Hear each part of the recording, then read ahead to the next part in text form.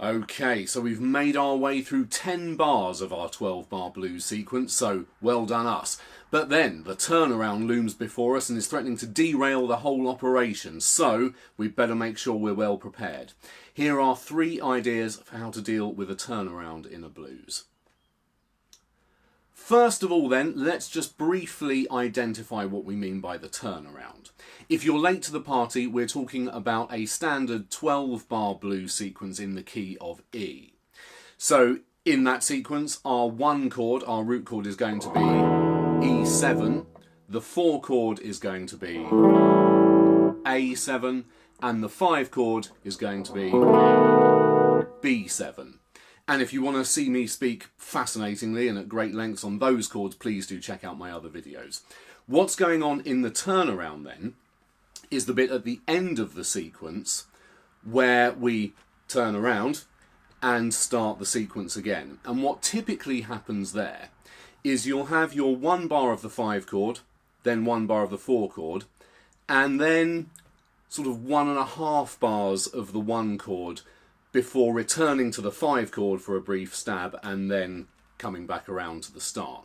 And it's that brief return to the 5 chord that often trips players up. Because unless you land on it confidently and in time with it, it can sound pretty jarring. As usual, I've made a little backing track on my looper to isolate the bit we're talking about. It goes like this.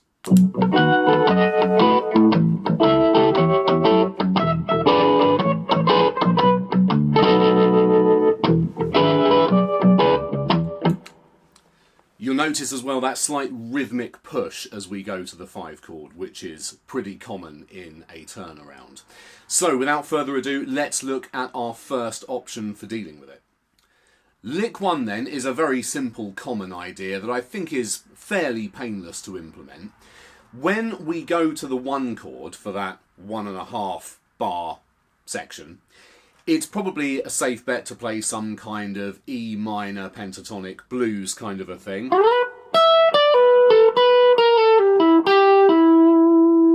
Something like that. And what we're going to do after that, to coincide with that landing on the 5 chord at the last bit of the turnaround, we're just going to lurch down to the B note at the 14th fret on the A string. B, of course, being the root note of the 5 chord. So we'd get something like...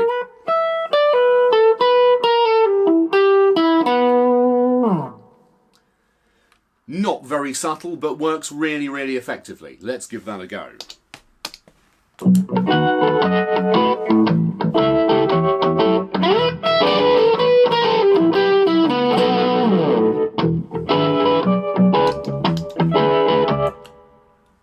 For my second idea, I'm going to play a different type of dominant chord over the top of the B7 at the turnaround. Specifically, I'm going to play a B dominant 9 chord, which in most contexts is a perfectly reasonable substitution for a B7 chord, because it's just an extended version of the same thing. If you haven't played this shape before, it's very, very easy. You're playing the B note at the 2nd fret on the A string, then the D string at the 1st fret, and then just flatten your 3rd finger to play the 3rd and 2nd strings at the 2nd fret.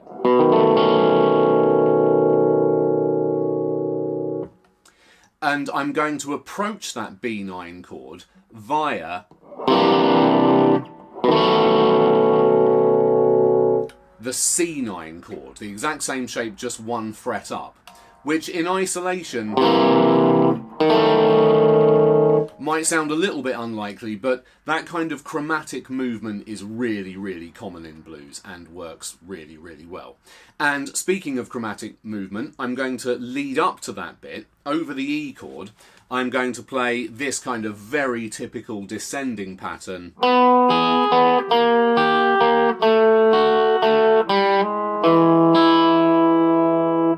where we start at the 4th fret and we're playing the G string and the E string, and work our way down 1 fret at a time.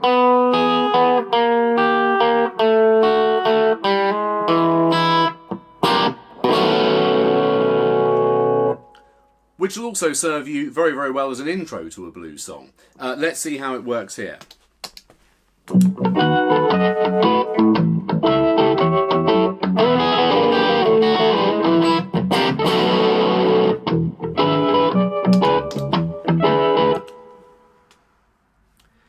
In lick 3, we're going to take that idea of extending the dominant chord and go a little bit further with it. What I'm going to do here is outline the notes of this chord.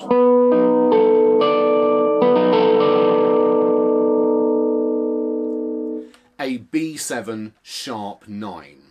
Now, Hendrix fans will be immediately familiar with the sound of that and might even refer to it as the Hendrix chord, in tribute to his use of it in riffs like Purple Haze and so on.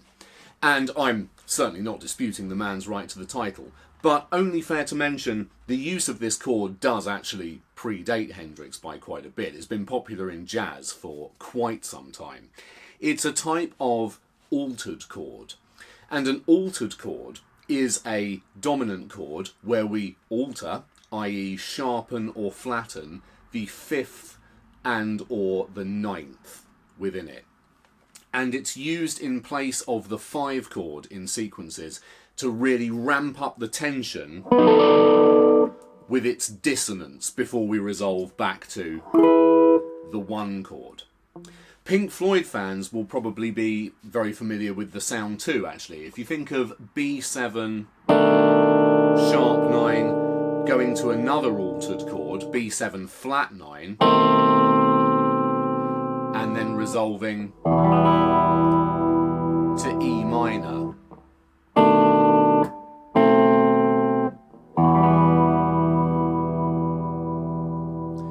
And you hear how effectively we're ramping up the tension before resolving back to the root chord. And I'm saying Pink Floyd fans, but Richard Wright, the keyboard player in Pink Floyd, worked that chord change out by playing along to the Miles Davis album Kind of Blue. So, as I say, very, very common in jazz. What I'm going to do for my lick here, I'm going to go back to the substance of the first idea, which was basically play some E minor business, and then play the notes of that B7 sharp 9 over the B7 chord.